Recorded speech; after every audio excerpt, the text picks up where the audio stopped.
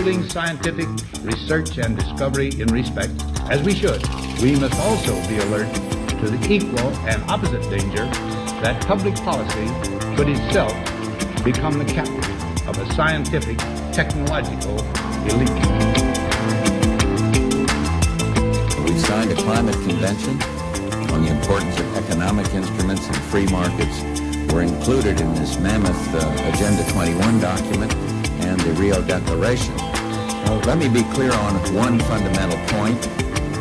The United States fully intends to be the world's preeminent leader in protecting the global environment. Coming up, Technocracy News.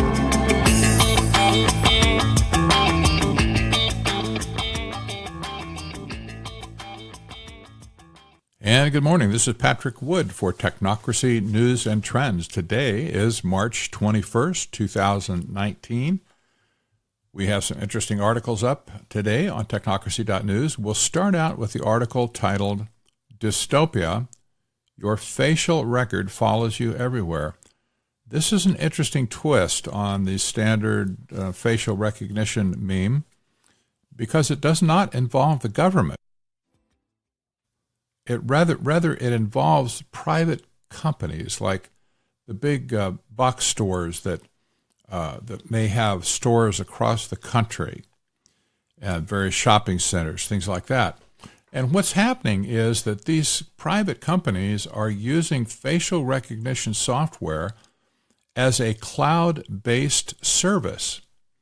So your photographs are stored in a cloud, making them available to all the various stores in their network. And in some cases, if they sell your data, it can be used by other companies as well. But here's the implication.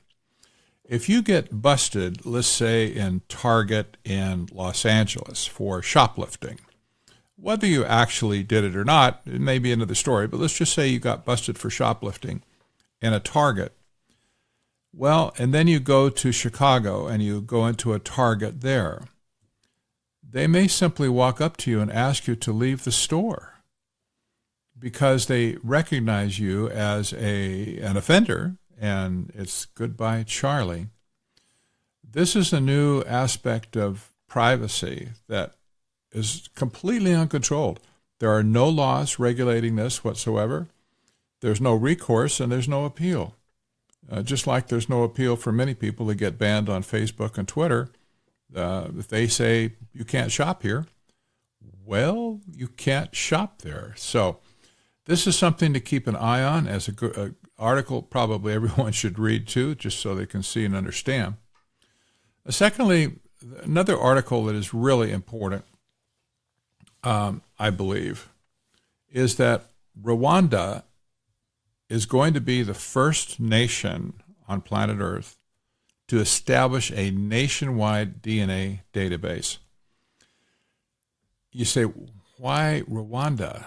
That's in Africa. It's not a very large country either.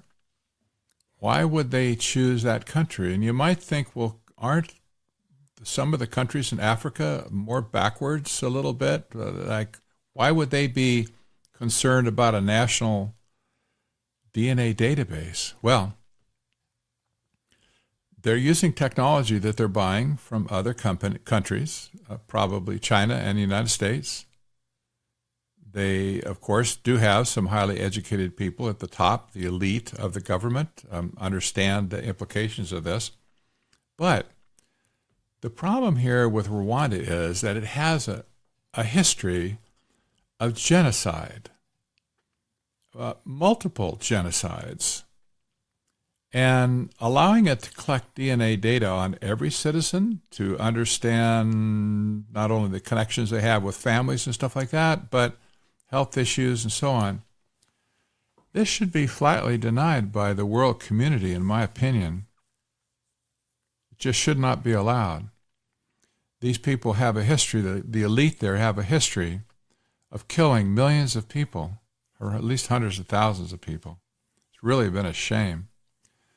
But, you know, the technocrat mind in various countries like China and even in the United States, will sell this kind of technology to anyone without any moral or ethical consideration. So you can't blame, on one hand, you can't really blame Rwanda to want to do this, but you certainly can take a look and blame the companies that are selling them the technology to do it, especially considering their history. It's just not right. And the people in the country, many of which are very, very poor, have absolutely no control over what's happening to them. So the people of Rwanda, well, I hope they can somehow wake up and say, no, we're not going to allow you to do that. The next article is really interesting, too, written by my friend Dr. Tim Ball. The title is Technocrats on the World Stage with Your Money. This is kind of a different article, but it brings up a really good point, and it concerns foreign aid, the foreign aid program that the United States has to, give food and supplies and stuff to many different countries around the world for the sake of taking care of the poor. In many cases, it's taking care of children. And it used to be, years and years ago, maybe 20, 30, 40 years ago, that there might have been some rationalization for foreign aid in some cases. But when the United States dumps aid into another country in the name of poverty and alleviating poverty, you have to ask the question, why don't the countries themselves take care of their own people instead of buying arms and airplanes and guns and all the other things to kill people, maybe their neighbors, whatever? Why, if they have a budget for purchasing weapons, why is it that we end up giving them aid that they could truly afford themselves if they would set their priorities correctly? This is a big question. But the technocrat mindset at this point, using high technology, is that these things can be used for social control. And I would remind you of the original definition of technocracy from 1938, actually. This is what they said themselves. Technocracy is the science of social engineering, the scientific operation of the entire social mechanism to produce and distribute goods and services to the entire population. Well, foreign aid falls into this definition perfectly. This is the distribution of goods and services to a population. And what comes right behind that is the science of social engineering. I would suggest that many of the foreign aid programs have been hijacked by the so-called technocrats to use for their own agenda. Anyway, this is a great article, and I think everybody should take a look at it and just try and figure out what this means. Technocracy has touched all areas of society. This is really clear to me. You have not only innocuous programs like foreign aid, but then you have selling technology to countries like Rwanda. Then you have facial recognition, artificial intelligence, and so on, creating surveillance systems. It seems like a mishmash, a hodgepodge. But in the end of it, technocracy is going to create a scientific dictatorship. This also is just as clear. This is where this is headed. I think Aldous Huxley had it right in his book Brave New World, which is written in 1932, by the way, same year that Technocracy was housed at Columbia University. I think he had it right. He saw back then a scientific dictatorship looking forward with technology being the arbitrator.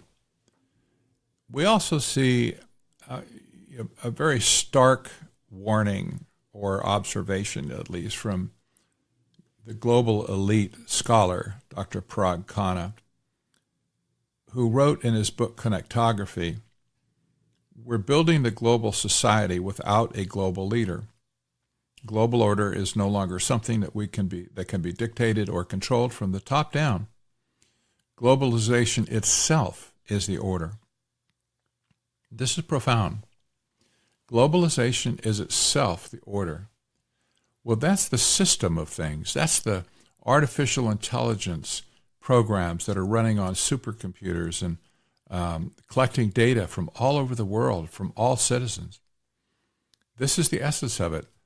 It becomes a system that really doesn't have a head. It really doesn't have supervisors in that sense that you can appeal decisions to.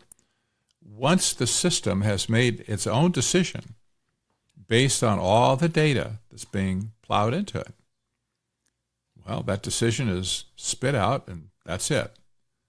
If you don't like it, that's too bad. If you want to appeal it, forget it. You can't.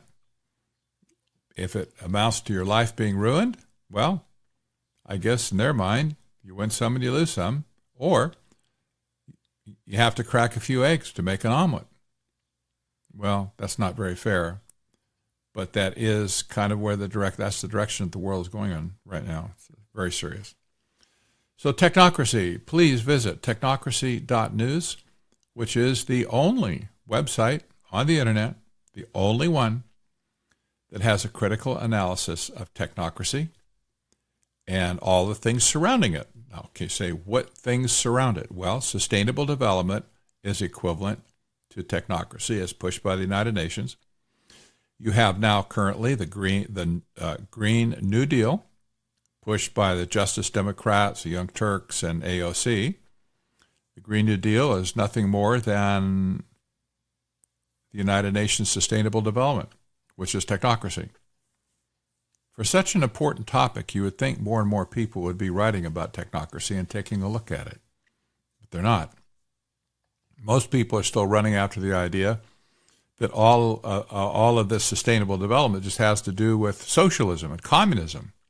And there are similarities. But I would point out that socialists and communists hated technocrats back in the 1930s. They hated each other. And they still do, by and large.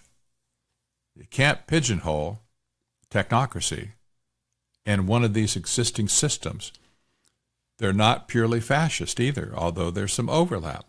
They're not purely communist. It seems like there's some overlap. The overlap really is totalitarianism, of course. But technocracy is different because it seeks to change the economic model completely. Do away with capitalism and free enterprise, do away with all private property, do away with basically all personal freedoms that we've ever known over the last 100 years, and creating an engineer society that runs by algorithm. This is not what anybody asked for, certainly not in America. And that's why we're so concerned about technocracy, and we're intent on informing Americans about the dangers that it presents. We cannot beat an enemy that we do not know. So we need to know. I'm Patrick Wood for Technocracy News and Trends. See you next time.